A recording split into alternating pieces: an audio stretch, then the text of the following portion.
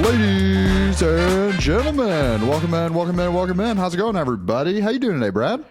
We are doing well, back at it. Just want to say a quick shout out to everybody I talked to, and Robbie as well, when he was on the USCGC, that came up and said, "You're in the bag, fans. You listen."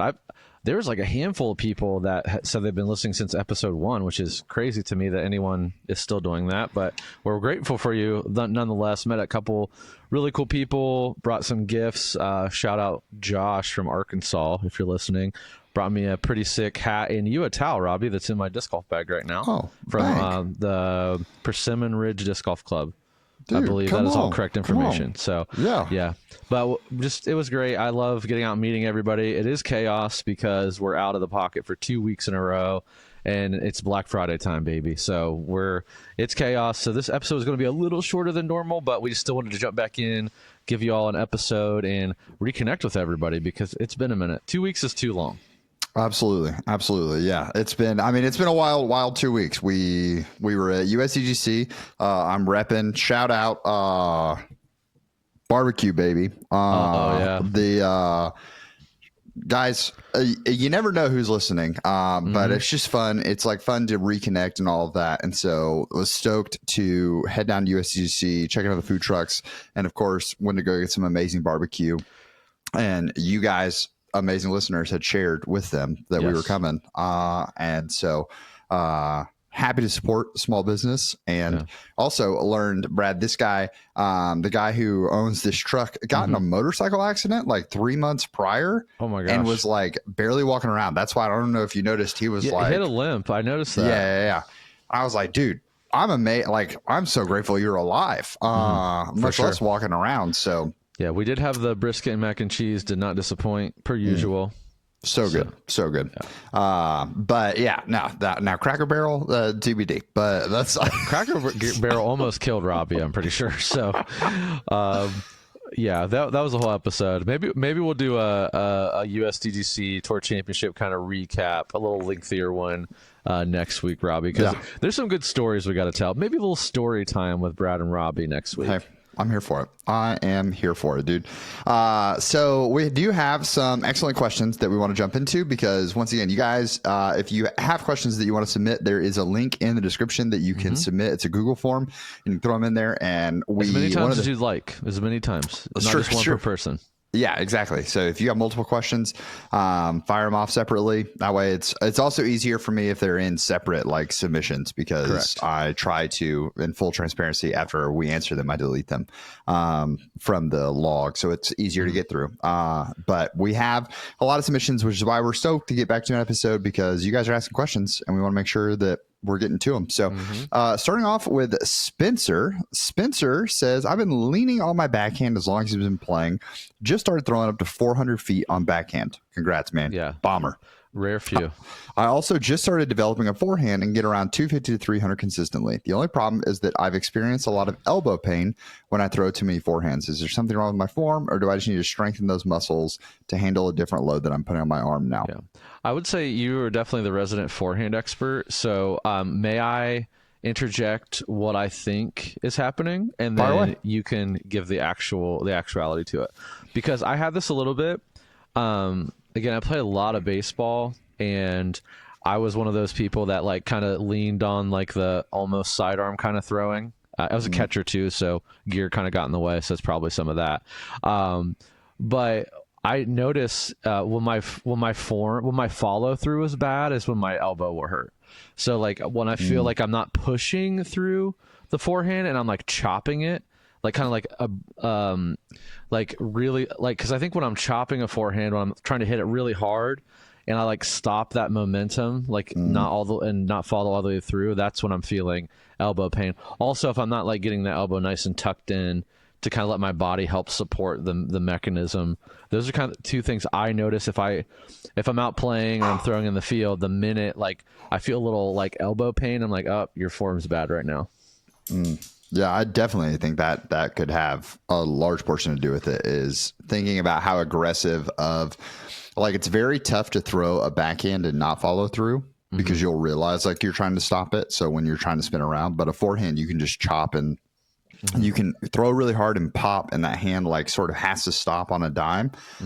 So that can definitely be causing it. I always go to, we have an episode with Jake Wolf way back in the logs. I would go back and listen to that episode, Spencer. No idea what episode number it is, but Jake's there, and Jake was a touring pro for a little while who threw exclusively sidearms and overhands. So one of the big things that he talks about that I've really tried to embrace is that the forehand is a very aggressive move on the body. And so lots of times where people will mess up is their first forehand of the day is a bomb. It's like if you're throwing 250 to 300 on a forehand and your first forehand of the day, like you get to the field, you get loose, you're throwing, you have a casual like backhand to warm up or whatever it may be. And then your first forehand of the day is a max distance forehand, like a 300-foot pushing Hyzer or something like that. You are immediately putting strain on those muscles. So like I always try to make sure, even if it's just like super casual, I will try to throw a forehand like as an approach or something very early in the round to make sure that those muscles are staying loose throughout the entire time. And that's something Jake talks about, was like he is actively stretching even while he's in the round, because Pro Tour rounds take a little while longer. And so he's like, I don't want to make it so that I've thrown like tomahawk, and then all of a sudden 3 holes later, I have to throw a bomb forehand again. And I haven't thrown one in what will be 30 to 40 minutes. That's how I get injuries. So he's like constantly stretching throughout the round using rubber bands and stuff like that. So that could also be something that could affect it, Spencer. That's also episode 107. Bang. Brad has the receipts for you guys. So yeah, no, it's a great episode. It's one of my favorite of our whole for sure selection, just because I think there's a lot of gems packed in there. Even part of the episode title was injury prevention. So I remember him going pretty in depth about that. Now that we talk about it. Yeah, because I mean that's what. Yeah, I remember walking in and being like, "Hey, everyone seems to be getting injuries from forehand. Your forehand only. How does that work?" You look at him. You look at someone like it's not Chandler Fry. Who is it? Chandler Kramer is another forehand exclusive person. Okay, we have from Jeff a Tendis bag build. So my favorite. This is his. We did Tendis. like a segment theme song. Tendis bag, it's a Tendis bag. There you go. That's the theme song. Bang, I love it. Doo-doo-doo. Here is the Tendis bag. A lot of molds might be familiar, guys, but if have listeners like me that throw molds that aren't the most popular but are good, here are the 10 House of Discs molds that are awesome. We have the Sword. Agreed. The Northman. Disagree. The PD. Fine. The Maverick. Probably underrated. I would say underrated. Yeah, I've got a bad relationship with the Maverick, but that's fine. The Evader. Great disc. Gray disc. The Svea. Gray disc. Solid disc, yeah. The Pine. I know you're the Pine gang. I feel like you want to talk about criminally underrated. The Pine is just used and abused. Like nobody gives love to the Pine except for maybe Jeff. The Drop. Yeah, P4. Okay. Yeah, deep zone. Yep. P3X. Overstable throwing putter Indy. Yeah. And then the P1X. The P1X I'm not as familiar with, but I would imagine like putting putter. Yeah, probably just I think it's just a beaded P1 possibly. I don't know. I've felt them, all the P models of Discmania run together a little bit, except the P2 I feel like it's a very distinct putter. Yeah. That's fair. I'm looking up the Northman to see flight numbers, because that is the only disc in that bag that I'm like not as familiar with. Or a 10 speed. 10.5 minus 1.2. Okay. So like Vulture. A long evader. Yeah. Okay. So he says these discs cover all slots. Is beginner friendly, but workable as your game grows. Would love to hear your thoughts. So I definitely think it's workable as your game grows, because you have the Sword. A lot of swords have a really wide variety of stabilities available to them. Like some swords you get are crazy flippy, and then some swords you get are just like the perfect overstable driver for someone who's not throwing beyond 350. So I think sword's great for the top end in that. I like it a lot. I think a trespass would be the only other option I would look at. Yeah, I think I like the trespass better. I think the trespass is more consistent. Yeah. The Northman, if you just want to have West Side in the bag, but we have the sword, we have the pine, so you have some West Side there already. The Northman, I think you could switch out for a couple different options. So I would say other options that in the House of Discs world, staying there, the TD by Discmania is going to fit in that slot really well. I actually realized I do not own any TDs, and it is next up in the trail trials that I'm doing. So I'm going to, when I'm up there in a couple of weeks, see if we have any TDs in the warehouse. There's some custom TDs, Robbie. Bang. So yeah, I will. This next installment for the listeners, you're getting an inside peek to the Robbie C channel. The next installment of the trail trials will not be the TD. It will be the next option, but we'll do the TD. Episode 4, I think. Yeah, because this will be episode 3. But yeah, I think the TD could be really good. I'll tell you another one because you don't have a ton. I guess you do. You are pretty well split across all of it. The musket. Yeah, underrated disc. Because there's not, I don't see any latitude. Yeah, because I would argue that the Brave makes this list. Yeah. Yeah, like, and that's where, I would put the Brave in over the Maverick for sure. But once again, I have the ill feelings to the Maverick, and it's just because the first run of Mavericks that I ever came across was I got because I love Zach Melton. Who is the flagship guy of the Mavericks. But the year that I like started buying Tour Series discs and really following pros and doing all of that was when they did the Lucid Chameleon. Oh yeah. So the Melvricks, they literally changed the stamp, and it's like a super cool run, but they are for lots of people this is going to resonate. You know those Halloween Insanities, Brad, that are like crazy overstable that everyone's like, that's just not an insanity. That's what the Melvricks are. Like the Melvricks flew probably closer to like a Sagara. Interesting. Than they did a Maverick. And so I was just like, well, that's all these Mavericks. So it's really the problem for me. I realize it's that slot right there. I need it to be a flippy disc. And if my first encounter with a mold in that slot is really overstable, I hate that mold for the rest of my life. Because the same reason I don't like a Leopard 3 is Leopard 3 fills a very similar spot. And my first one I got was a Firebird. So Yikes. Tough. Ironically enough that you talk about that insanity, this is like a brief sidebar here, but I just played like a quick glow round at my home course the other day after one night we came home after Tour Championship, and I just grabbed that glow insanity off of my shelf. I'm like, it'll be a nice forehand disc. And the first throw I threw on it, it was just like a javelin. Like it was just like, it just dove to the ground. I'm like, that, because I didn't give it like a full send. I just kind of gave it like a little flick. I'm like, that is the most overstable disc I've ever thrown, maybe. It was wild, crazy. One change I might make out on this list. There's nothing wrong with the Evader. I actually really like it. I bagged it for a long time, but the E-Dug kind of took its place. The E-Dug is what I really wanted the Evader to be. I just feel like I can throw the E-Dug so much further than I can the Evader. And again, the Evader I think is really picky on plastic type too. Yeah, I think if you wanted the drop but you didn't want as deep, you could go with the yarn. Would Yarn's also work. Fun. Yeah. Like I think when you include, if you go full house of discs, you've got the Svea, so it shows you're looking to Casta. Casta's got some really sneaky, fun molds that are definitely worth checking out. The PD, solid. I think that one is another one that you could sub out for a bunch of other options there. But I really like if there is a for the sword exchange also. Okay. Yeah, it's definitely gonna be flippier for sure. I would say it depends on your arm speed. But if you're going more beginner friendly, I think the DD is perfect. Yeah, like there's none of these that I like. You have a P1X and a P3X and the drop.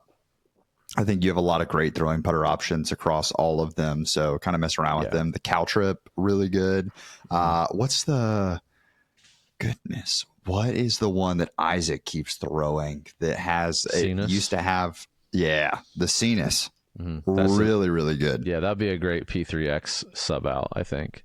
Yeah. So a lot of really good options. But now I think you've done a really good job, Jeff, and nothing rounding wrong out. with that. I think it's a great bag, and I think you could definitely. My brain is like just basically doing disc golf, Leo, and Lorcana. That is like what my mind's on. So it's all, and I'm thinking deck building, and I'm like, oh yeah. And the current meta we're in, it's like this triangle. So you decide which side of the triangle you want to address more, depending on what corner you're in. And I look at this bag, and I'm like, oh yeah, it's like triangle meta, because you can just go.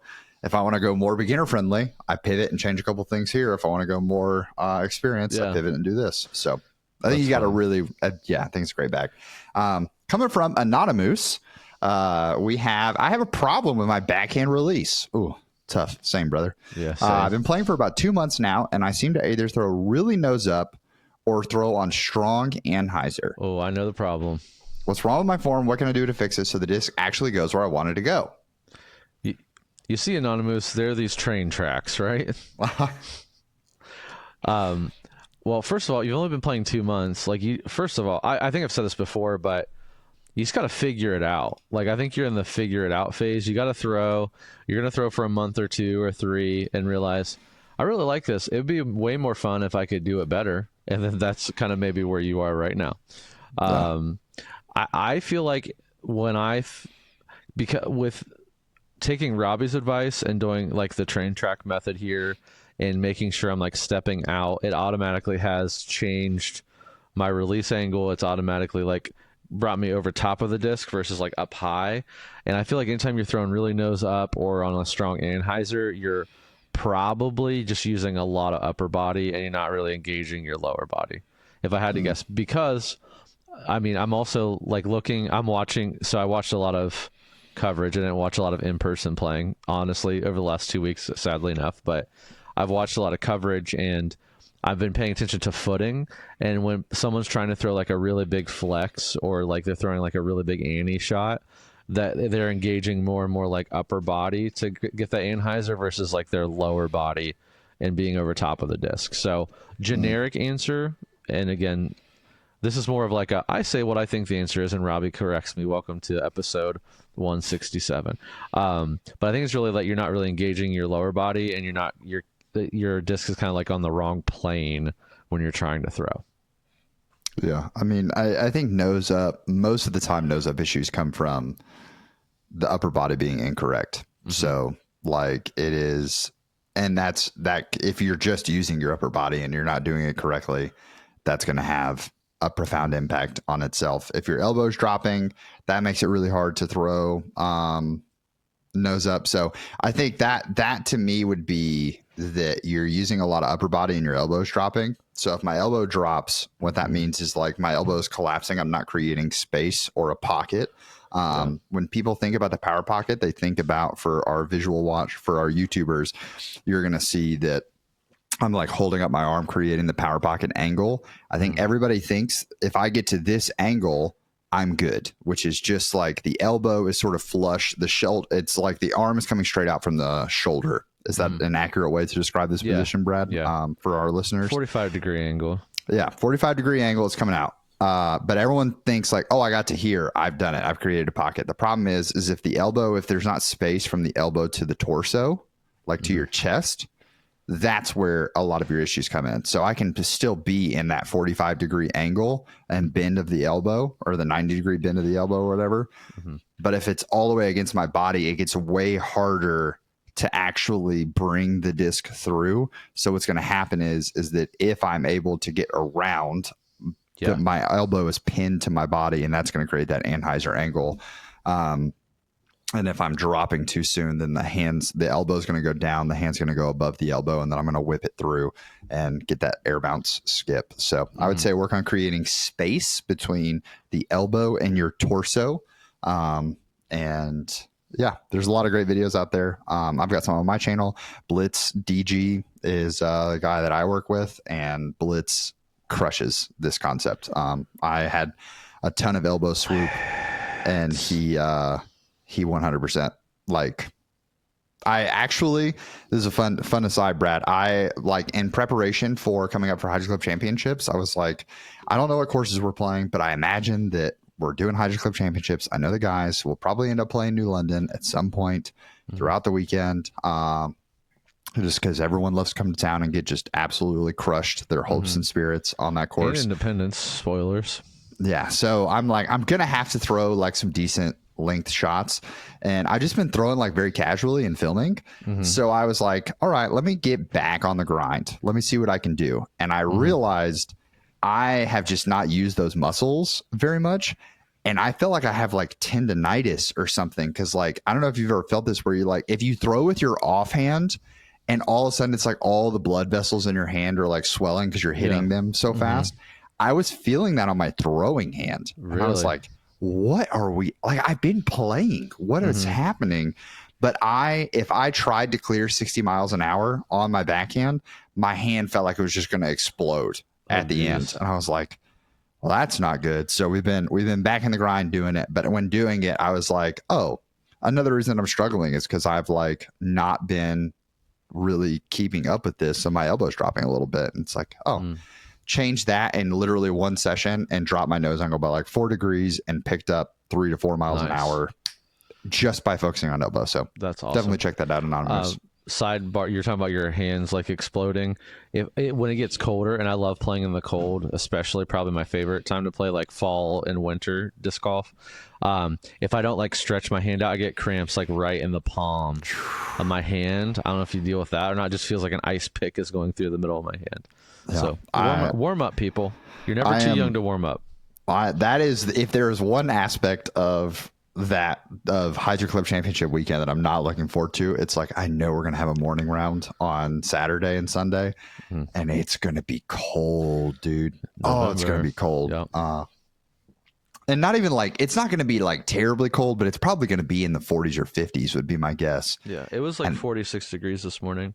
Yeah, and that is that's a little chilly. That'll make you feel alive. Yeah, no, I'm gonna be in like pants, shorts underneath the pants. Like me and Brody are just going to be looking like Eskimos out there, and it's going to be fine.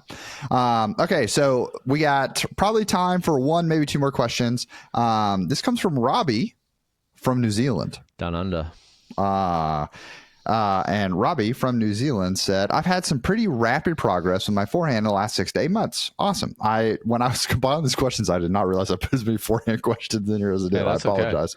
Okay. Feel like I need a mid-range that is torque resistant and won't turn over but doesn't fade out. Was throwing a glow resistor over the weekend that was so nice and straight until it wasn't.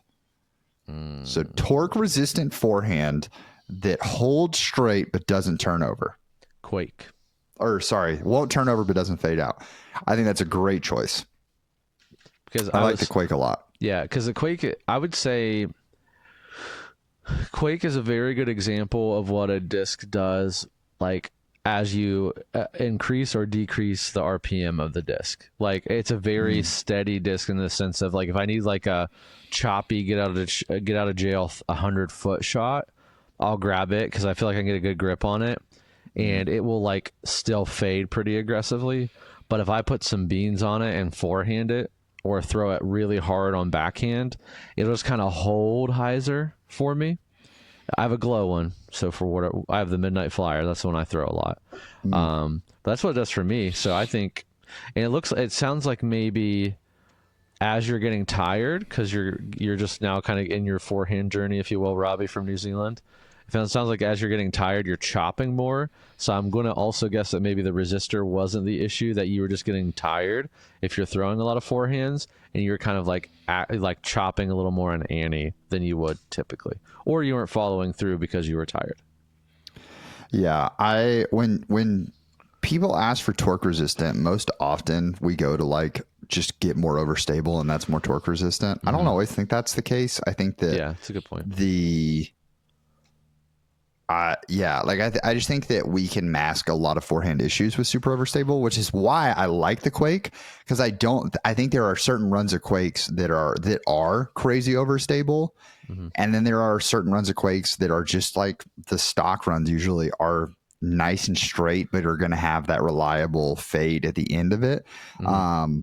I think when you say you won't turn over but doesn't fade out, if I'm looking for a disc that doesn't fade at the end, you kind of have to accept that there's very rarely on forehands, unless you have a top tier forehand, are you going to be able to just get a laser straight flight that Mm-hmm. doesn't have the risk of turning over or fading out. I think that you kind of get to pick which one of those, when you pick a forehand disc, you're more okay with. Are you Right. more okay with it turning over, or are you more okay with when it gets to the end, it's going to fade out? Because Mm-hmm. if you go with the fade out option, you can always sort of circumvent that by throwing on more Hyzer. And if you go with the turnover option, then you can circumvent that by starting on more Hyzer. Mm-hmm. So, but you kind of have to pick, like I said, like I think about straight pig that's in my bag is a disc that is seasoned to a point that I can genuinely throw it thinking it's not going to turn over, but it's not really going to fade either. It's just going to hold really straight. Mm-hmm. But I had to season it to that point. For mid ranges, one of my buzzes, I've forehanded them enough at this point, but I'm starting it on Hyzer and getting it to hold really, really straight. So, Mm-hmm. yeah, there's just not like, does that I make sense, Brad? Like Yeah, it's I think there's one that spectrum. that's one you have to really. I think this is one of those rare scenarios where you have to, like you said, either choose which error you're most likely to have, if you want to call it an error, or you have to take like a baseline overstable disc and beat it up a lot for it to like, because a zone, like a really beat up baseline zone for a while, will give you that exact flight. I have a Bobcat, like a baseline Bobcat, that I'm kind of beating into that point where I can throw it hard and it'll just kind of be straight and gently fade. And Max is in the warehouse right now. Max purposely bought a jawbreaker zone and literally destroyed it so that it will like flip up and just go straight. So Yeah. I think there's like, you have to like almost dedicate some time and effort into that disc, because I know those aren't mid ranges, for example, but you can find a baseline Quake. I mean, they make baseline Quakes. Yeah. Bobcat's technically a mid range, so I throw it like not a mid range, but you can do that as well. Yeah. I think that's a great choice. The other one that I would go to is I would go to a balance. I would go to a balance or a pyro. Most pyros are overstable, but if you want to stay in the MVP range, I think the balance Yeah. is sneaky good on a forehand, and it's so new that people aren't. But it would be one that I think that if you're on your angle's wrong, it is going to be more often to turn over. Mm-hmm. Just because it's not. I would say they're not as overstable as Quakes, unless you get. There's like 4 different versions of the balance, so I'm sure there's some out there. Right. But that is going to wrap it up for time we have for questions. But before we shut it down, Brad, you got a bunch of frisbees that come in, and I don't know, with the with all of the time at the events and everything. That's the beauty of having a team, right? Everyone else been loading discs onto the warehouse or on the website. Yeah, the team's been killing it here. Shout out to the warehouse boys. And yeah, so what's cool is a lot of the stuff we got to release at USCGC and Tour Championship is now going online, and some of it's being held for Black Friday. But we do have a couple new 2-foil stamps that are pretty awesome that are going live on the site. One is I thought I had one. I don't. One's a build your game stamp with like 2 foils on Discraft. It's on a bunch of different molds. ESP, Glow Buzzes, Buzz SS, and Jawbreaker Flex, Z Raptors, ESP Nukes, ESP something else is all Passions, ESP Passions, the very forgettable disc there, and some Z Zones. There's a couple other molds I'm forgetting as well. We also did a 2 foil stamp on Discmania. The fun thing is Maverick at Discmania hooked me up and allowed us to run some really cool plastics that aren't typically being run by most retailers. So I have that's a curse word in Discmania. C-Line Horizon FDs went straight in my bag. We have Glow TDs, Glow PD2s, S-Line Horizon DD3s, C-Line Horizon P4s, aka the drop we just talked about earlier. Metal Flake MD3s, Glow MD3s. And I think, did I say the PD2 was Glow? It's Glow. And also did P2s and Roaches and Focuses in baseline plastic. We don't typically do that, but I was like, hey, people that are out there putting with these putters should have a cool foundation stamp to do that. So those are available as well. Look out for Robbie C, Wizard restock, and Cicada, ESP Cicada restock. Yeah. So those will be going live as well. We've got a ton of Discraft going up, just stock Discraft that's been going up for weeks. We also have Prodigy released a lot of cool Glow Halloween stuff. They also released a 400 Ultra Soft A5. That is like really tempting me to put that in my bag. But I mean, I couldn't cheat on the zone like that. But I've thought about it. They have some Glow FX2s, I believe. The Kittyzilla H7 is released in Glow, which is fun.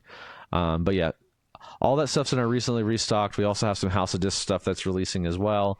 Halloween theme. There's a S-Line Swirly Special Blend Mutant or Instinct, one of the two. I think it's an Instinct. That's on there as well. Let me look. So much it's a good Vanguard. stuff. It's a Vanguard. It's not it's close. It's close. One of those fairways. But yeah, a lot of cool stuff. Oh, this hoodie is online as well. Foundation Disc Golf College hoodies. You've been asking for them for a couple years. They're back on the site. Have a gray and like a coffee brown color as well. We also have a bunch of cool new colorways in the college hats, which are the two-tone, and then this black one like the one I'm wearing as well. Yeah, and we got a lot of other cool stuff. We're holding until Black Friday. We're starting to create our Black Friday mystery boxes. And then also don't forget our Ken Climo, all Ken Climo disc subscription boxes this month with a very hilarious stamp with Ken Climo holding the boys as goats on there, which is very funny. It's so good. Yeah, it's a good time. Robbie, I didn't send you this. Make sure you just go through. Our recently restock is pretty long, a long list of discs. Make sure you check it out because there's like some sneaky random stuff that went in there, like Thought Space stamped buzzsaws. And there's Money Flake cigars that have actual money ground up in it. Robbie, I have one for you, by the way. You're the man. I'll have to send you. So yeah, a lot of cool stuff. Appreciate you all. Again, apologies on the shorter episode today, but we wanted to just get back in the groove here. Got a lot of stuff rolling. And then, hey, episode 1 of Imposter. Episode 1 of Imposter. By the time that you are listening to this, will have dropped. So you'll know how it went down. Yeah. What happened? Do you think, comment down below, do you think it's me or not? Is it me? Is Brad the imposter? Yeah. We have an imposter on staff. We have an imposter in the show. Wouldn't that be a twist, wouldn't it? They just dropped me in. Our budget was huge, so dropped me in on a helicopter. I went down the rope. I'm like, yo, I'm the imposter. You know I'm the imposter, but you actually have to fight me. There's no disc golf. You have to deal with it. Yeah. Text me that reel that I sent you, Brad, of like, are you trying to... That cracked me up. I mean, that there are guys like that, believe it or not. So yeah, we appreciate you all. Thanks for loving in the bag. Again, great to meet all of you that we met, and then we'll maybe do like a fun story time episode next week. But until then, if it's good, Robbie, keep it in the bag. We'll see you next week. See ya.